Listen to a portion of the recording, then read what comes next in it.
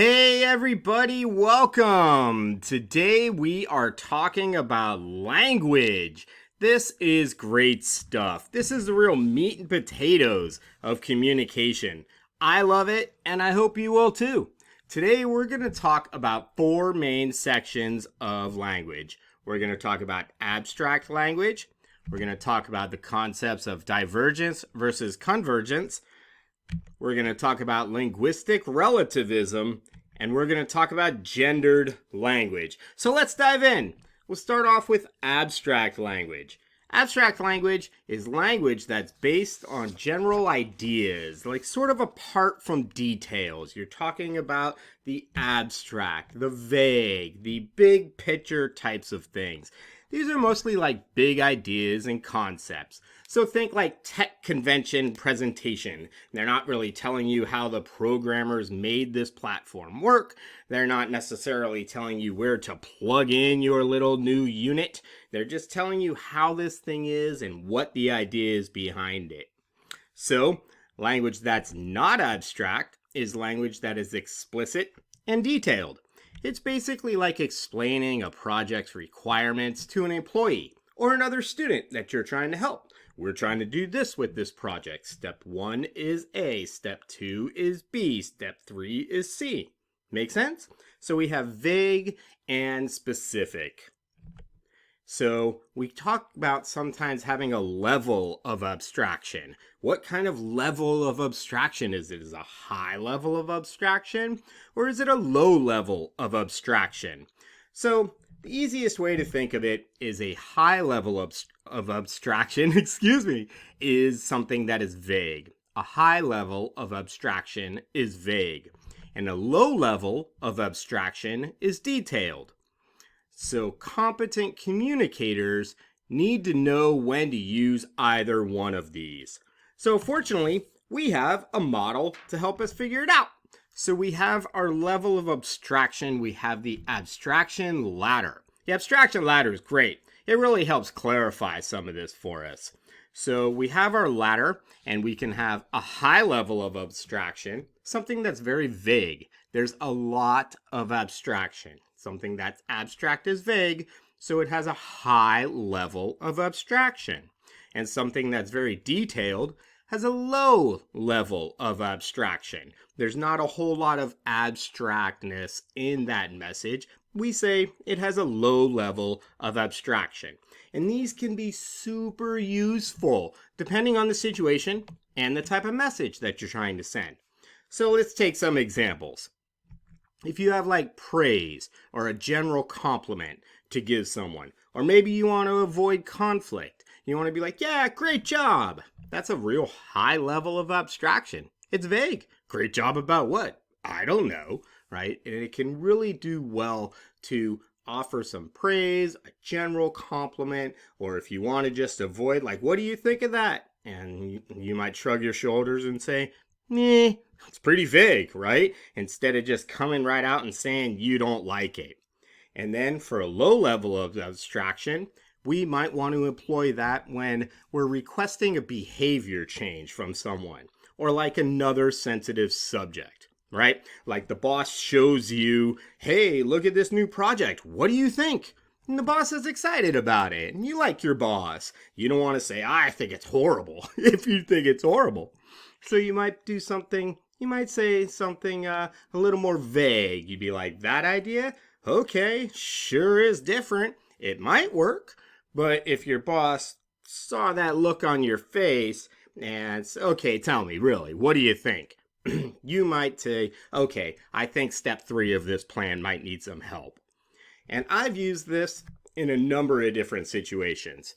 So my first job right after college, like a lot of other people, was working at Starbucks. And we had a gentleman who closed the store the night, he worked the night shift. And I was usually the opener, the 4 a.m. guy. And I'm a supervisor, so I would only see this person when he came in and I was leaving. And this guy was great. Customers loved him. He really worked hard. He really did his job well. But he was pretty bad at cleaning out the inside of the refrigerator. So every morning that I came in, there was water at the bottom of it. And that's a serious problem in a place that serves food and beverage. So when he came in, I said, "Hey, let's talk for a moment." And I was pulled him aside. It was very specific. "Hey, I like the job you do here. I'm just hoping that we can have the inside of the refrigerators a little cleaner at night so that the water isn't standing there for a number of hours before we reopen." It was very low level of abstraction. It was very detailed. And then, of course, the high level of abstraction helped me too. We had another employee. She was fantastic. She did everything great, especially keeping the pastry case clean. At a place like that, you want to keep your pastry case looking great. That's how you sell more product. But this person was on time every day. She was great with the other employees. She was great with the customers. And I couldn't very well follow her around and compliment her on everything she did. That would get a little awkward pretty quick. So I waited until a time where she was putting together the pastry case and was particularly happy with her job. I just walked by and said, "You know what? You are great. You are great to have here," and walked away. It was real high level of abstraction. It was really vague. And honestly, she may not have known which particular part of her job I was referring to, but for me as a supervisor, it didn't matter. Every part of her job that she did was great. I was trying to give a compliment to her as an employee and really help preserve and solidify that relationship. So being able to know when to be vague and when to be detailed can really help preserve and build a relationship. And that's why we talk about the level of abstraction and the abstraction ladder. Think you probably got it by now. So let's go to another example. So we have an idea called an ideograph. And you're not going to find this in your book, but this is something you should know. Take the hint. This is something you should know. It's an ideograph. And when I found out about an ideograph, it blew my mind. So an ideograph is a vague word or phrase usually used in political discourse that uses an abstract concept to develop support for political positions. Huh? Yep, exactly. This is essentially one of the ways that you are being manipulated through the media. And make no mistake, we're all being manipulated through the media. So an ideograph, it's like a single word or a phrase that really means something. It carries an entire concept with it. But that concept is somewhat vague, right? It changes person by person. So if I'm trying to convince an entire crowd to like me, I can employ this one word or this one concept. And maybe one person thinks of it a particular way, and a person standing next to him thinks of it a particular different way. But they both have positive ideas what it means. Ideograph. Let's look at some examples. Freedom. How often do we hear a politician say, "I'm for freedom"? Of course you're for freedom. But what exactly does that mean? The freedom to burn the flag? The freedom to say whatever you want to anyone, anywhere? Or is it the freedom to walk down the sidewalk and not have people say anything they want to you anywhere, right? We have a lot more. Like the word America itself. It's this big, giant, complicated term. And people say, "I'm for America." Of course you're for America. You're running for a political office. But what exactly does that mean? Are you for gun rights? Are you for voting rights? Are you pro-life? Are you pro-choice? Exactly what does that mean? Only can happen in America. There's a lot of stuff that can happen all over the world, but we hear it all the time. And one of the biggest ones is the American dream. You talk to 10 different people, you're going to get 3 or 4 different versions of what is the American dream. It used to mean that you could buy a home with a relatively middle-class job. But now that is so far out of the realm of reality for so many people. Now it kind of changes. For a lot of people, the American dream means that you can go to school like you are now. You can go to school and get a better job and get the career of your choice. For other people, the American dream means that you can marry the person that you choose regardless of what other people say about it. The American dream really changes. And when we hear people employ it, we all have a good idea. Oh, yeah, I like the American dream. But exactly what it means is vague. Just like the flag. People employ the flag all the time, and the flag sort of encompasses all of this. Like, yes, we're all for the flag, by and large. But what exactly part of that are we for? Are we for gun rights or are we for gun control? You can attach both of that to the flag. Another fun one that's come up recently, another ideograph, is America. And it's generally used when people are, referencing something that they're doing that they think is particularly American. It's an ideograph. So when somebody might be eating fried chicken, they say America. Fried chicken was generally made popular here in America, so it could be that. What if it was mac and cheese, or eating a salad, or working out, right? It's working out, America. But it's kind of different than eating fried chicken and mac and cheese. The idea is vague. So you've probably had enough of vague and specific language, so let's move on. We have these other ideas, and they're somewhat opposed. Divergence and convergence.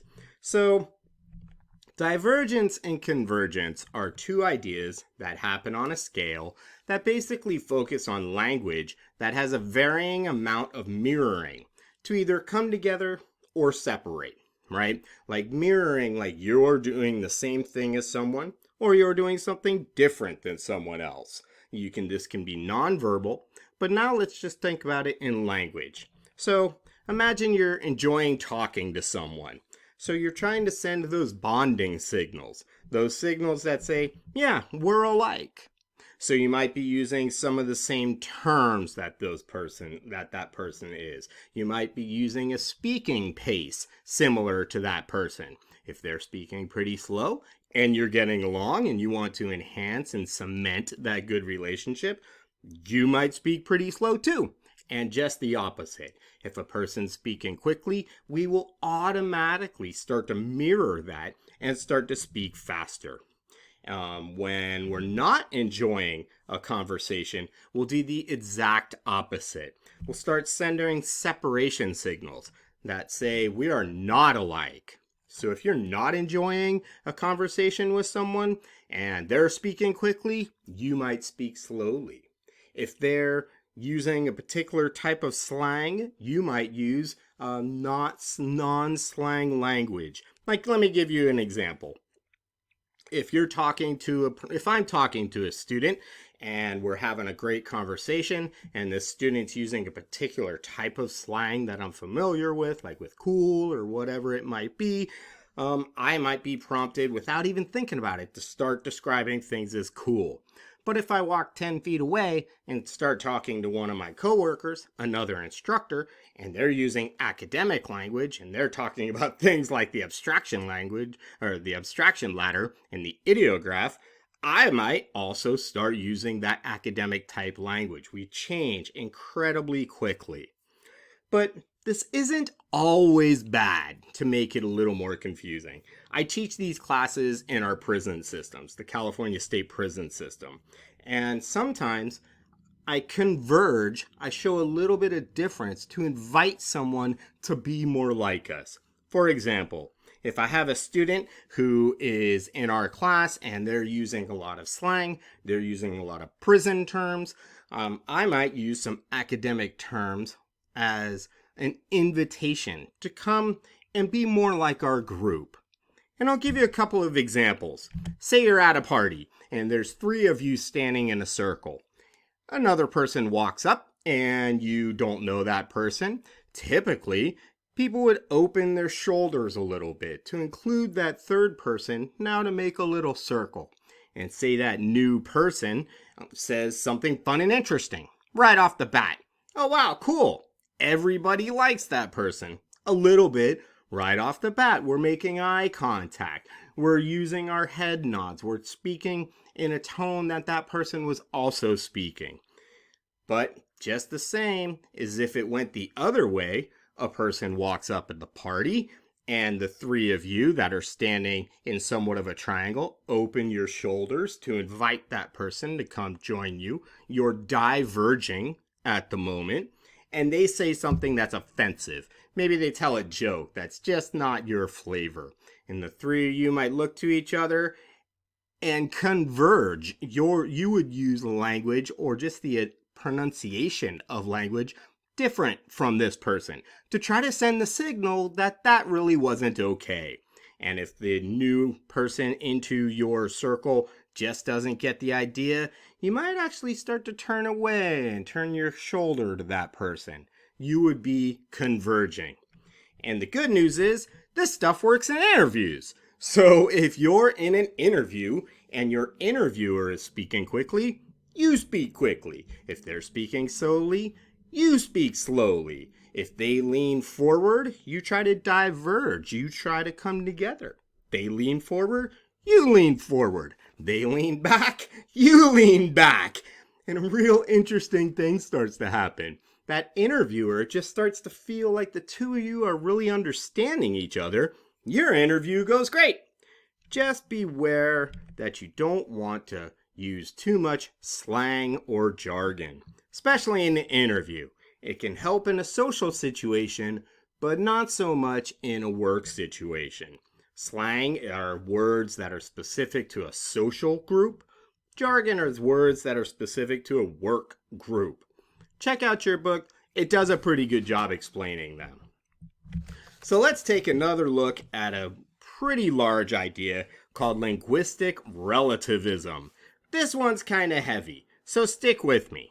The idea behind linguistic relativism is that everything's relative. Everything changes in its relationship to other things. The actual definition is that linguistic relativism describes language that both reflects and shapes how we think. So it reflects how we think and it shapes how we think.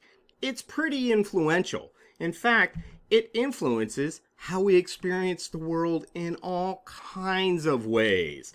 It shows what we value and how we understand the world, and it shows it by using the language that we choose to describe our personal experience.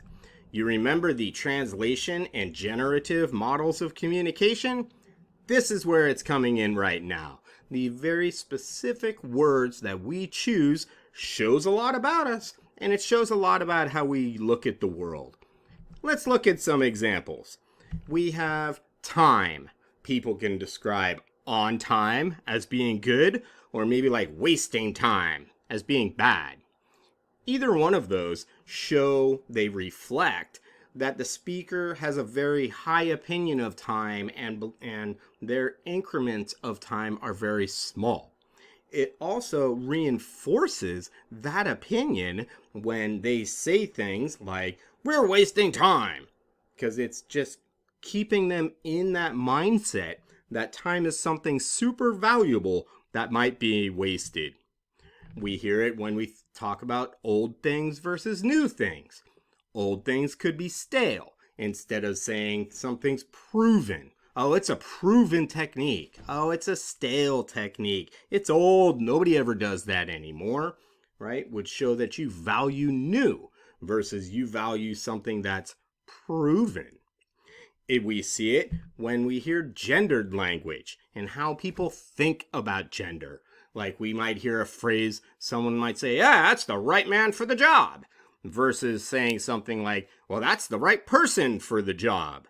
It shows that they have a preset idea in their head about what that gender is of the person who's going to get the job.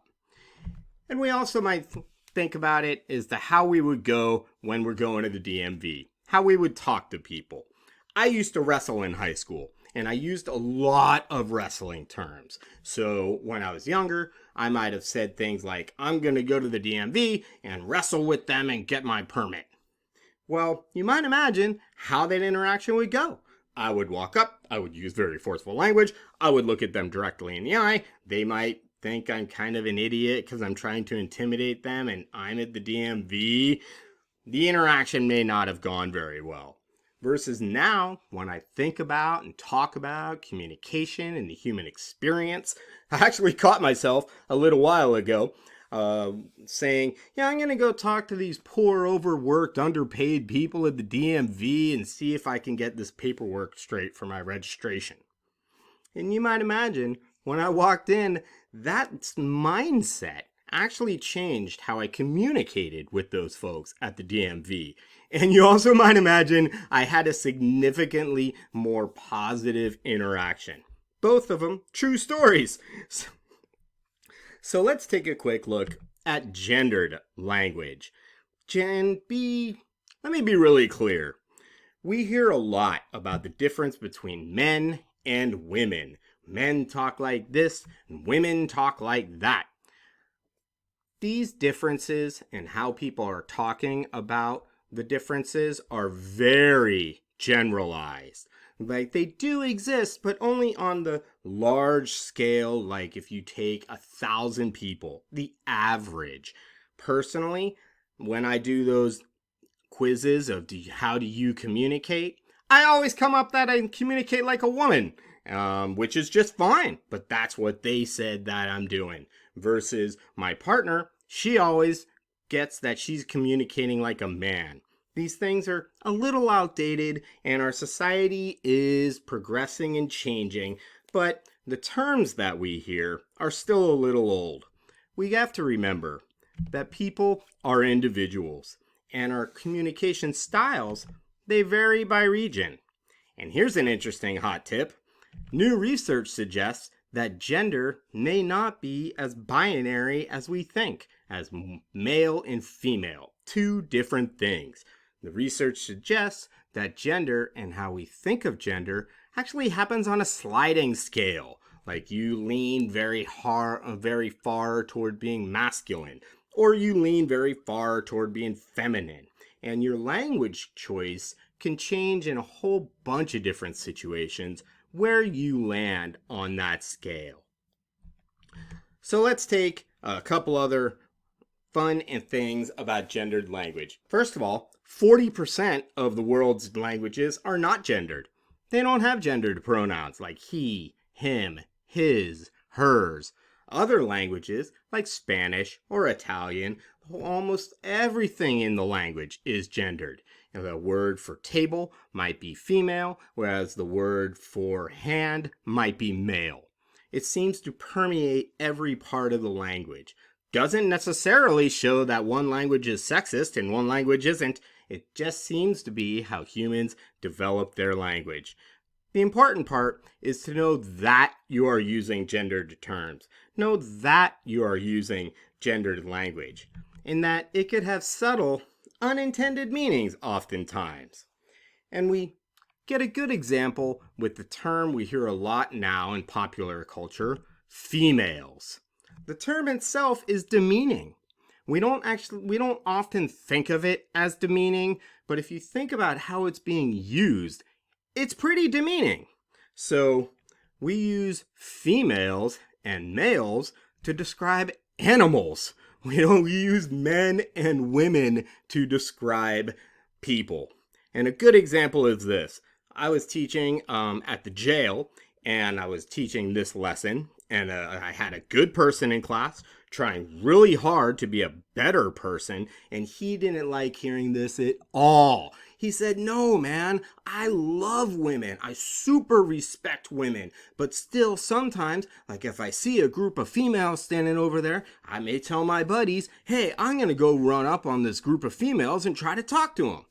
And I said, okay, if you saw a group of men standing 20 feet away that you didn't know, but you thought it would be cool to know, would you tell your friends you're going to go try to talk to these males? And he laughed. Everybody laughed. No, man.